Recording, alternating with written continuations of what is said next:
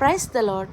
మనం అనుకుంటాము చాలా సార్లు కూడా, దేవుడికి మన భవిష్యత్తు తెలుసా, లేదంటే నేను ఈ సిచ్యువేషన్లో ఉంటానని దేవుడికి ముందే తెలిస్తే ఆ సిచ్యువేషన్ నుంచి నన్ను బయటికి పడేయచ్చు కదా, అంటే నా భవిష్యత్తు దేవునికి తెలుసా, భవిష్యత్తు ఎరిగిన దేవుడేనా, అంటే మన భవిష్యత్తు గురించి దేవుణ్ణే క్వశ్చన్ చేసే కొన్ని సిచ్యువేషన్స్ మన జీవితంలో ఎదురవుతూ ఉంటాయి అన్నమాట. అయితే మనం పుట్టినప్పుడే, ఇంకా బాగా చెప్పాలంటే మనం గర్భంలో ఉన్నప్పుడే మన గురించి, మన జీవితం అంతా మనం ఎలా బ్రతుకుతామో దేవుడికి తెలుసండి.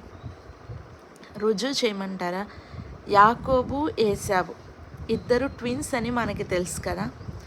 గర్భంలో, తన తల్లి గర్భంలో వారిద్దరు ఉన్నప్పుడు తెగ పెనుగులాడుకుంటుంటే ఆమె యెహోవాకు ప్రార్థన చేసిందంట.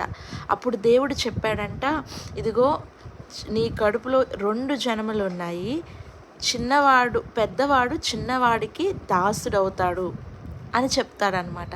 అంటే అసలు ఆ పిండము లోపల ఉన్న బిడ్డ ఇంకా బయటికి రాలేదు, జీవితం అంటే ఏమీ తెలీదు, అసలు బ్రతుకంటే ఏమీ తెలీదు. కానీ దేవుడు ఆ బిడ్డ భూమి మీదకి రాకుండానే ఆ బిడ్డ జీవితంలో ఎలా సంపూర్ణం తన జీవితాన్ని పూర్తిగా ఎలా బ్రతికేస్తాడు అనే విషయాన్ని ఆ బిడ్డ భూమి మీదకి రాకుండానే తన తల్లికి చెప్పేస్తున్నాడు. కాబట్టి మన విషయంలో కూడా మనము గర్భంలో ఉండగానే, ఇంకా చెప్పాలంటే ఇర్మియాతో చెప్పాడు, నువ్వు గర్భంలో పిండముగా రూపొందించబడక మునిపే, నువ్వు పిండముగా ఉండగానే నేను నిన్ను ఎరిగి ఉన్నాను అంటున్నాడు. అలాగే నిన్ను కూడా దేవుడు నీ గర్భంలో నువ్వు పిండముగా ఉన్నప్పుడే దేవుడు నిన్ను ఎరిగి ఉన్నాడు. నీవు రూపం పొందక ముందే దేవుడు నిన్ను ప్రేమించాడు. నీకు మంచి భవిష్యత్తు, నువ్వు ఎలాంటి భవిష్యత్తు గుండా వెళ్ళాలి అనేది దేవుడికి ముందే తెలుసు. కానీ ఒకవేళ యాకోబు కూడా కదా, తన భవిష్యత్తు అలా ఉంటుందని తెలిసినా కూడా మొదట యాకోబు మోసగాళ్ళలాగానే జీవించాడు.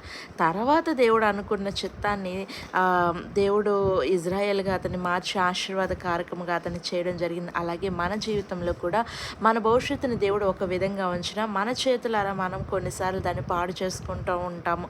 ఎప్పుడైతే మనల్ని మనం సరి చేసుకొని దేవుడిని సరిచేయమని, బాగు చేయమని అడిగినప్పుడు ఏదైనా చేయగలిగిన దేవుడు మన జీవితంలో ఉన్న కష్ట దుఃఖాలని, శ్రమ బాధల్ని, వేదనల్ని దూరపరిచి సంతోష ఆనందములతో మనల్ని ఆశీర్వదించడానికి ఆయన సిద్ధంగా ఉన్నాడు.